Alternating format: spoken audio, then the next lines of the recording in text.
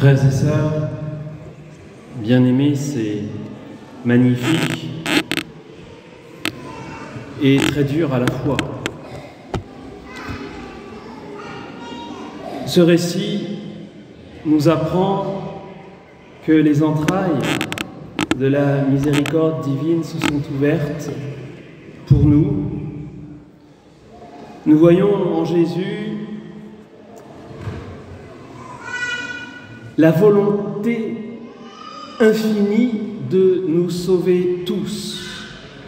La Passion, selon saint Luc, nous montre que Jésus nous aime.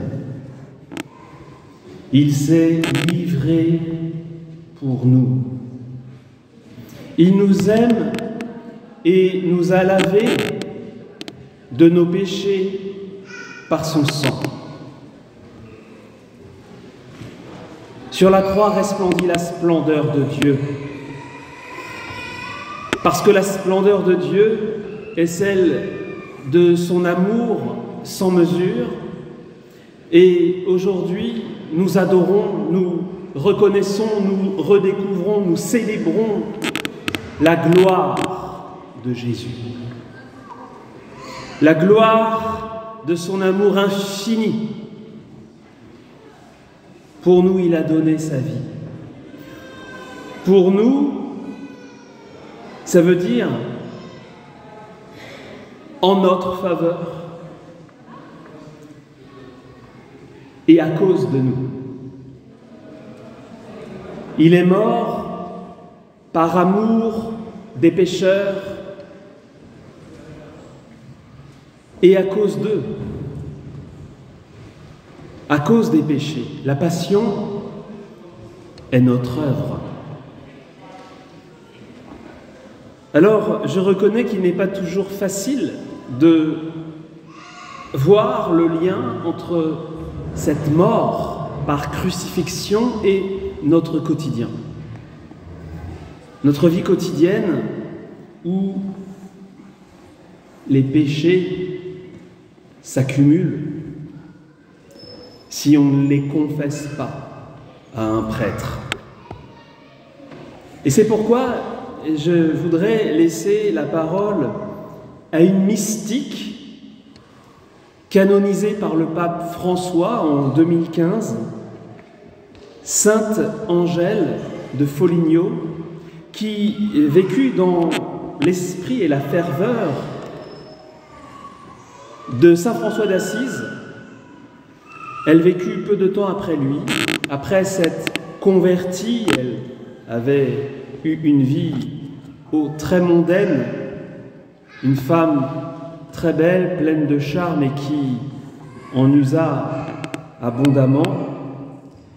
Après s'être convertie, donc, elle n'eut de cesse d'entrer toujours plus profondément dans l'épaisseur de la Passion, de s'unir toujours plus intimement à Jésus crucifié.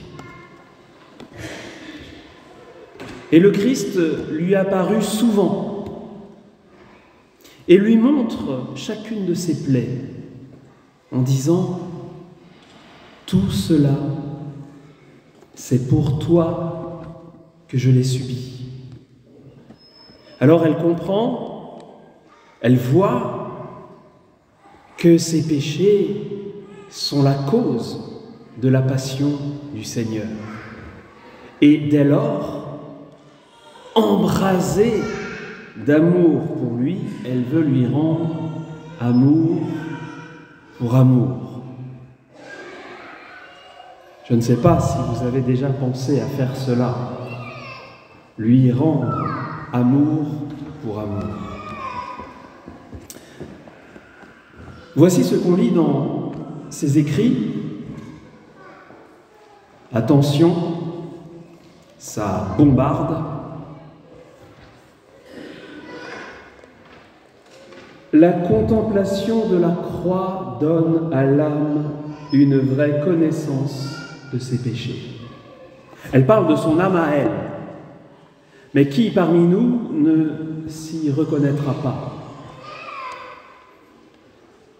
L'âme voit sur la croix la multitude de ses péchés et comment chacun de ses membres a offensé Dieu.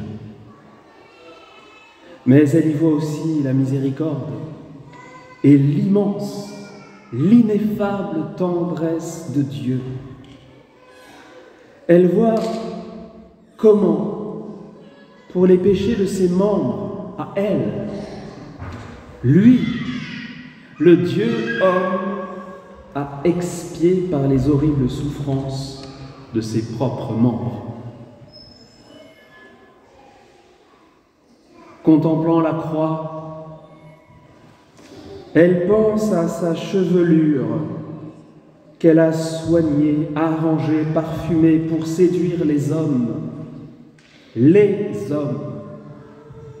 au déplaisir de Dieu. Elle prend conscience que Dieu a expié tous les péchés du même genre qu'elle a commis.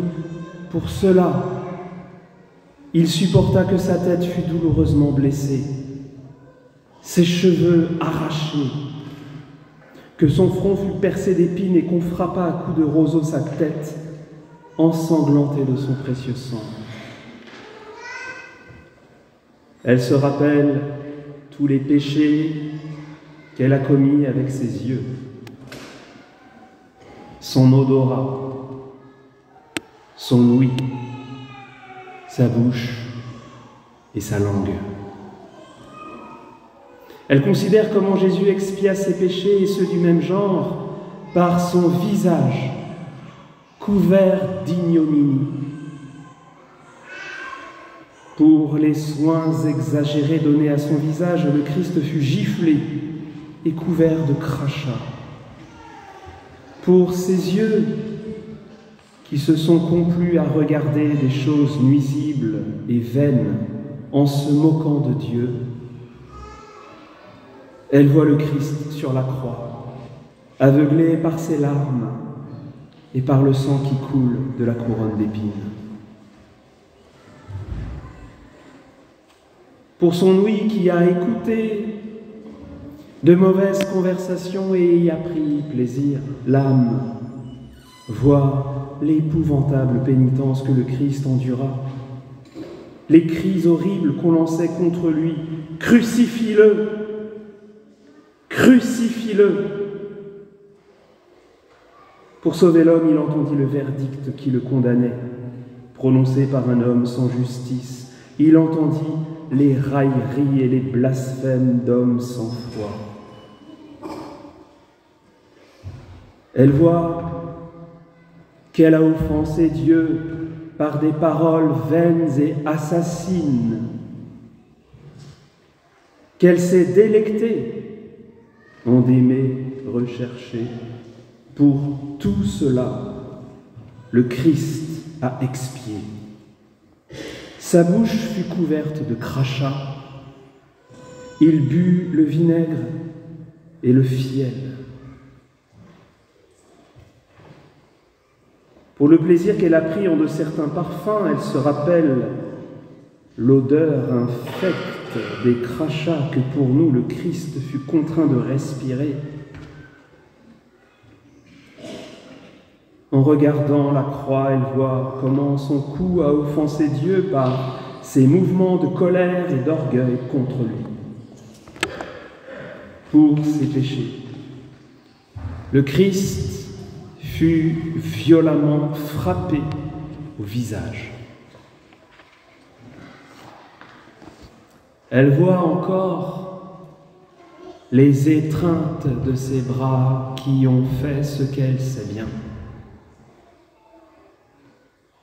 Pour ses péchés, le Christ a expié. Il étreignit la croix de ses bras sacrés, il l'a pris sur ses épaules tandis que les injures pleuvaient sur lui. Ses mains et ses pieds, eux aussi, ont offensé Dieu par des touchés et des démarches malhonnêtes. Pour ses péchés, le Christ fut étendu sur la croix, écartelé en tous sens, ses membres étirés à la manière d'une peau ses mains et ses pieds sacrés fixés à la croix par d'horribles coups. L'âme pense comment elle a offensé Dieu par le luxe orgueilleux de ses vêtements, alors que le Christ, lui, en fut dépouillé avant d'être élevé, nu, sur la croix, et comment les soldats se les partagèrent. Elle prend conscience que ce fut par tout son corps qu'elle a offensé Dieu. Pour cela, tout le corps du Christ subit d'épouvantables sévices. Il fut flagellé, torturé. Son corps couvert de son sang précieux fut même transpercé par la lance. Parce qu'elle s'était complue en chacun de ses péchés, elle vit que le Christ souffrit en son âme d'horribles tourments. La passion que son corps subissait, la pitié qu'il éprouvait pour sa mère, l'insulte que le péché faisait à Dieu, la compassion pour notre misère, tout cela crucifia aussi son âme d'une manière si épouvantable qu'elle en est indicible. Venez, mes fils bien-aimés, regardez cette croix. Pleurez avec moi, car c'est nous qui fûmes cause de ces atroces souffrances. C'est pour nous que sur elle, il est mort.